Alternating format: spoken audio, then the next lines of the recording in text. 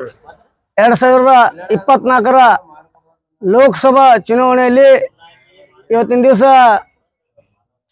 ಎಡಗೈ ಸಮಾಜಕ್ಕೆ ಕೋಲಾರ ಮೀಸಲು ಮತಕ್ಷೇತ್ರಕ್ಕೆ KH ಮುನಿಯಪ್ಪ ಅವರು ಎಡಗೈ ಸಮಾಜದ ಒಂದು ಹೆಸರನ್ನು ಸೂಚಿಸಿ ರಾಜ್ಯ ವಕ್ತರಿಗೆ ಮತ್ತು AICC ಅಧ್ಯಕ್ಷರಿಗೂ ಕೂಡ ಎಡಗೈ ಸಮಾಜಕ್ಕೆ ಇವತ್ತು ಪ್ರತಿ ಸಲ ಯಾವ ರೀತಿ ಮೀಸಲು ಕ್ಷೇತ್ರಕ್ಕೆ ಎಡಗೈ ಸಮುದಾಯಕ್ಕೆ ಟಿಕೆಟ್ ನೀಡ್ತಿದ್ರಿ ಲೋಕಸಭಾ ಚುನಾವಣೆಯಲ್ಲಿ, ಅದರಂತೆ ಕೂಡ ಈ ಲೋಕಸಭಾ ಚುನಾವಣೆಯಲ್ಲಿ ಕೂಡ ಎಡಗೈ ಸಮುದಾಯದವರಿಗೆ ಟಿಕೆಟ್ ನೀಡಬೇಕಂತೇಳಿ ಮಾದಿಗ ಸಮಾಜದ ಪ್ರಮುಖ ನಾಯಕ ಮತ್ತು ಕಾಂಗ್ರೆಸ್ ಪಕ್ಷದಲ್ಲಿರುವಂಥ ಹಿರಿಯ ಮುಖಂಡರಾದಂಥ KH ಮುನಿಯಪ್ಪ ಸಾಹೇಬರು ಲೋಕಸಭೆಯ ಚುನಾವಣೆಯಲ್ಲಿ ಸ್ಪರ್ಧೆ ಮಾಡಲು ಕೋಲಾರ ಮತಕ್ಷೇತ್ರದಿಂದ ಒಂದು ಹೆಸರನ್ನು ಸೂಚಿಸಿ ಈಗಾಗಲೇ AICC ಅಧ್ಯಕ್ಷರಿಗೂ ಮತ್ತು ರಾಜ್ಯ ವಕ್ತರಿಗೆ ಒಂದು ಹೆಸರನ್ನು ಪ್ರಸ್ತಾವನೆ ಮಾಡಿರುತ್ತಾರೆ.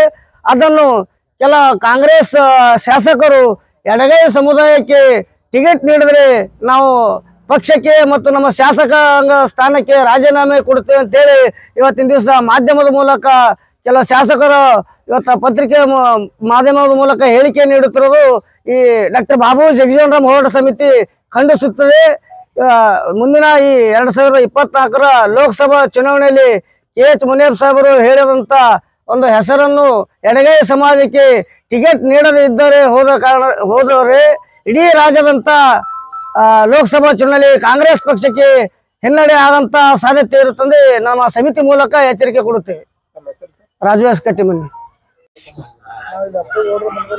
ಈಗಾಗಲೇ ಲೋಕಸಭಾ ಚುನಾವಣೆಯ 2024ರ ಲೋಕಸಭಾ ಚುನಾವಣೆಯಲ್ಲಿ ಇಡೀ ಮಾದಿಗ ಸಮಾಜಕ್ಕೆ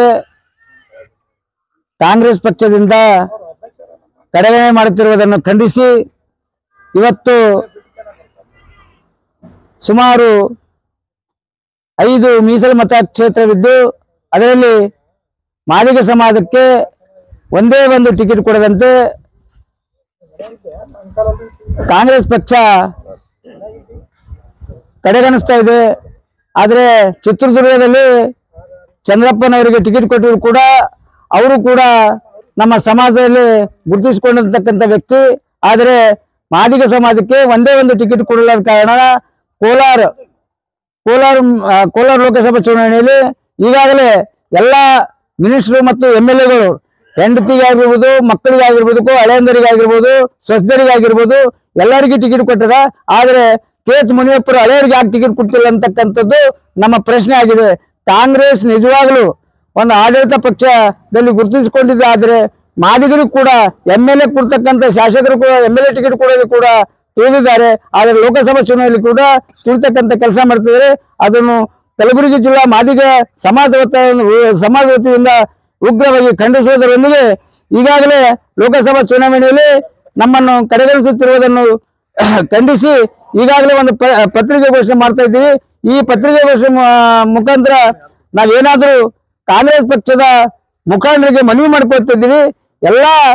ಎಲ್ಲ ಒಂದು ಶಾಸಕರು ಮತ್ತು ಸಚಿವರ ಸಂಬಂಧಿಕರಿಗೆ ಟಿಕೆಟ್ ಕೊಟ್ರಿ, ಅದರಂತೆ KH ಮುನಿಯಪ್ಪ ಅವರ ಹಳೆಯಂದರಿಗೂ ಕೂಡ ಟಿಕೆಟ್ ಕೊಡಬೇಕು. ಒಂದ್ ವೇಳೆ ಕೊಡದೆ ಹೋದಲ್ಲಿ ನಾವೇ ಕೂಡ ಕಾಂಗ್ರೆಸ್ ಪರವಾಗಿ ಕಾಂಗ್ರೆಸ್ ವಿರುದ್ಧವಾಗಿ ಮತ ಸಲ್ಲಿಸತಕ್ಕಂಥ ಕೆಲಸ ಮಾಡ್ಬೇಕಾಗ್ತದೆ ಅಂತಕ್ಕಂಥ ಕೂಡ ಮುಂದಿನ ದಿನಗಳಲ್ಲಿ ಎಚ್ಚರಿಕೆ ಕೊಡ್ತಾ ಇದ್ದೀವಿ. ದಶರಥ್ ಕಲ್ವರ್ತಿ.